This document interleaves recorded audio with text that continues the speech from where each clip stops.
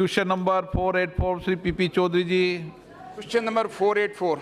Sir, answer is laid on the table of the House. Thank you अध्यक्ष महोदय जी। Textile industries का जो effluent हैं, वो चाहे कैनाल हो, चाहे रिवर हो, चाहे वाटर बॉडीज हों, उसमें जाता है और फिर वो अंडरग्राउंड में भी जाता है। और उसमें सारों में चाहे लेड हो, आर्सेनिक हो, क्रोमियम हो, निकल हो, एसिडिक हो, चाहे अल्कलाइन हो, इससे जो बीमारियों का कारण तो बनता ही है। लेकिन आपकी जो IPDS जो स्कीम है, उसके तहत में CTP एस्टेब्लिश करने का प्रावधान है और वो उसका काम सिर्फ उसी लिए एस्टेब्लिश की जाती है कि वो जीरो लिक्विड डिस्चार्ज करें। लेकिन सिर्फ ट्रीटमेंट करने की स्कीम है। जहाँ तक कलेक्शन है उस यूनिट से, इंडस्ट्री से, और CTP तक कलेक्शन का मामला है, वो दूसरी एजेंसी है, चाहे वो करें नहीं करें, उसका पानी वो बाहर जा सकता है। लेकिन उसके बाद में डिस्पोजल का जो है उस स्कीम में नहीं है, तो ये आइसोलेशन में है। तो मेरा मंत्री जी से ये पूछना है कि क्या कलेक्शन, ट्रीटमेंट और डिस्पोजल तीनों को एक होलिस्टिक वे में लेकर के, ना कि आइसोलेशन में, जिससे कि ये पूरा का पूरा सही तरह से ट्रीटमेंट हो सकें और लोग जो नालियों के द्वारा इधर उधर नदियों में नहीं छोड़ें, तो क्या इस स्कीम को रिविजिट करेंगे आप? सर, मैं आदरणीय सांसद को आपके माध्यम से बतलाना चाहूँगी कि स्टेट पोल्यूशन कंट्रोल बोर्ड की बहुत बड़ी भूमिका रहती है इस स्कीम के क्रियान्वयन में।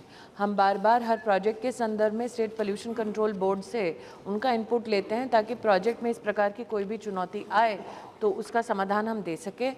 लेकिन ये भी उचित होगा माननीय सांसद को बताना कि वाटर बॉडी के 1 किलोमीटर के आसपास इस प्रकार की गतिविधि को कई राज्यों में प्रोहिबिट भी किया गया है, जिसका समर्थन भारत सरकार टेक्सटाइल मंत्रालय के माध्यम से करती है।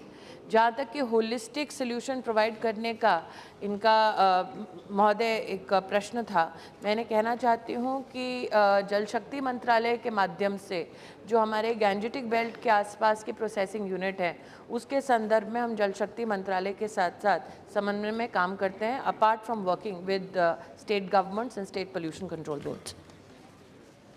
80% इंडस्ट्रीज जो हैं MSME के तहत आती हैं, और जो ये ETP, CTP जो हैं, ये कॉमन एफ्लुएंट ट्रीटमेंट प्लांट हैं। और छोटी छोटी यूनिट जो हैं, जो उनका एफ्लुएंट जो निकलता है, तो उसके लिए बजाय के CTP के साथ साथ एफ्लुएंट ट्रीटमेंट प्लांट जो अपने परिसर में वो लगा करके उसको वहीं ट्रीट करके, कलेक्शन की जरूरत नहीं, वहीं ट्रीटमेंट करके उसका डिस्पोजल भी वो कर सकते हैं, सीमेंट प्लांट वगैरह में दे सकते हैं, तो बहुत बड़ी समस्या हट सकती है। तो अभी आपका CTP का तो है, कॉमन एफ्लुएंट ट्रीटमेंट प्लांट, क्या एफ्लुएंट ट्रीटमेंट प्लांट जो छोटी छोटी परिसर में जो है स्थापित करने की, क्या इसकी स्कीम भी लाने का मंत्रालय का विचार है? सर, सांसद महोदय ने सही कहा कि छोटी छोटी यूनिट्स के लिए बहुत बड़ी चुनौती होती है, क्योंकि एफ्लुएंस की ट्रीटमेंट का खर्चा जो है एक छोटा यूनिट वहन नहीं कर सकता। लेकिन जब जब प्रदेश की सरकारों में अथवा रीजनल टेक्सटाइल कॉन्फ्रेंसेज में स्मॉल और मीडियम स्केल एंटरप्राइजेज इस प्रकार का प्रस्ताव रखते हैं, तो हम सुझाव ये देते हैं कि वो एकाग्रचित्त से अपना प्रोजेक्ट हमारे सुपुर्द करें। मैं ये भी उन्हें बताना चाहती हूँ कि प्रोसेसिंग सेक्टर वर्तमान में 5 लाख लोगों को एम्प्लॉय करता है। ये स्कीम 2020 तक चलने वाली है और स्कीम के अंत तक देश भर में 1438 इस प्रकार के हमारे प्रयास स्थापित हो जाएंगे। नंबर 485 आज पर्यावरण पर है। माननीय मंत्री जी, 1 मिनट।